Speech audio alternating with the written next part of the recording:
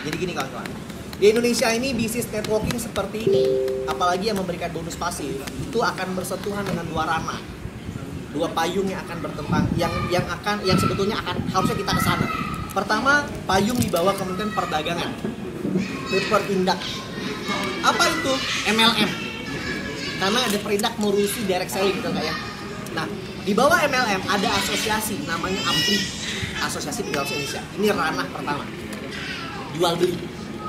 Ranah yang kedua di bawah Kementerian Keuangan, di bawahnya yang non bank namanya OJK. Ini berhubungan dengan investasi. Oke, dua ranah. Nah, harusnya kita ini ada di salah satu. Kalau kita memang orang MLM-nya, ya gabung di MLM. Tapi kalau kita misalnya bermain investasi, kita gabung di OJK. Yang jadi pertanyaan hari ini adalah, kita tidak masuk dua-duanya. Bukan anggota APRI, karena kita tidak dianggap MLM oleh mereka, dan tidak diakui oleh OJK. OJK tidak mau, karena hanya OJK hari ini tidak melarang Dream for Freedom, dan tidak di OJK itu punya bahasa gini, kami hanya berimbau kepada masyarakat, hati-hati dengan investasi bodong. Itu aja OJK. Tidak baca dia melarang, karena tidak ada aturan. Gitu. Nah, jadi di dua ranah ini kita tidak bisa masuk. Itulah ranah inilah yang sedang aku pelajari melalui konsultan hukum aku, untuk kita meminta satu payung hukum lagi di luar ini, di bawah kementerian apa?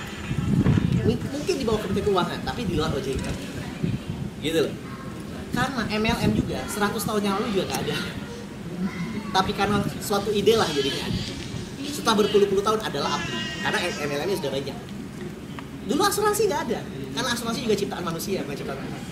Kemudian jadi ada, awalnya ditolak, kemudian ada. Ya, akhirnya kemudian ada lagi asosiasi asuransi jiwa dan AGI dan lain-lain. Dulu investasi pasar modal nggak ada, main saham trading nggak ada, tapi karena berkembangnya dunia, ada yang mengeluarkan ide, jadinya. Sekarang ada suatu konsep baru. Nama konsepnya adalah komunitas. Sampai Pak Rapi, Dirjen Rapi itu dulunya Direktur Reserse Moda Prill bingung. Jadi Phil, Mas Phil, apa nama transfer? Saya juga nggak tahu Pak Surya. Saya ini bingung, apa ya? Karena ini hal baru. Jadi aku bilang, ini bukan MLM, ini bukan investasi, ini bukan asuransi, ini bukan money game. Tapi ini adalah suatu konsep baru yang sedang kami perjuangkan. Dan menurut kami, ini sangat luar biasa. Karena dalam waktu 8 bulan, ada 1.700 orang income 10-60 juta sebulan. Ada 150 orang safir, income di atas 100 juta sebulan. Hari ini ada 16 orang emerald, income antara 500 sampai 1 miliar sebulan. Dalam ekonomi spesialis seperti ini, kami cetak ribuan orang, jutawan baru di Indonesia. Gitu. Ya, itulah kontribusi kami sebagai anak bangsa di saat ekonomi Indonesia lagi sulit. Aku bilang sama mereka, saya ini Pak aktivis. Saya tidak pandai, ya saya bilang, ya mengkritik orang lain. Saya ini tidak pandai, ya ngomongin orang. Saya ini tidak pandai Pak untuk ngomongin, wah negara ini kayak gini, presiden kayak ini, nggak pandai. Yang saya pandai adalah berjuang.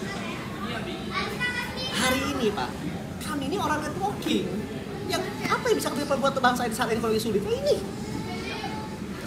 Gitu. Itu namanya kontribusi untuk negara. Harapan aku adalah akhir tahun ini kita bisa punya masa menuju 1 juta partisipan. Jadi gini kawan-kawan.